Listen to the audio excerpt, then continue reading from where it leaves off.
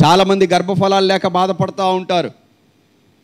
దేవుడు గర్భఫలం ఇస్తే ఆ గర్భఫలాన్ని తీసుకొని మొదటిసారి మందిరంలోకి వచ్చినప్పుడు ఉండాల్సిన ఆలోచన ఏంటి తెలుసా? చాలామంది క్రైస్తవులకి ఇవి తెలియదు. అదే నేను గొడ్డుబోతుడినైతే, గొడ్డుబోద్దాన్నైతే ఎంత అవమానం, ఎంత బాధ, ఇది ఆలోచన చేయరు.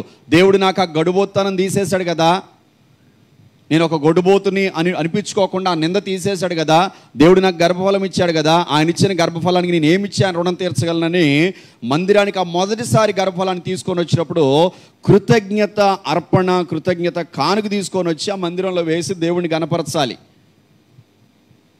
చాలామందికి అన్నీ చెప్తేనే తెలుస్తాయి, లేకపోతే ఏం తెలియదు. కొంతమందికి తెలిసినా చెప్తే తప్ప చేయరు. దేవుడు ఆ గొడ్డుబోతుతనం తీసేసినందుకు వాళ్ళు చేసిన పని ఏంటంటే 8 లక్షల రూపాయల వాహనం తీసుకొచ్చి అక్కడ ఇచ్చారంట. ఏమండి, గర్భఫలం కోసం 8 లక్షల రూపాయల? కృతజ్ఞత కలిగిన హృదయం ఎంతైనా ఇవ్వగలుగుతుంది, ఎంత ఇవ్వడానికైనా ఇష్టపడతారు.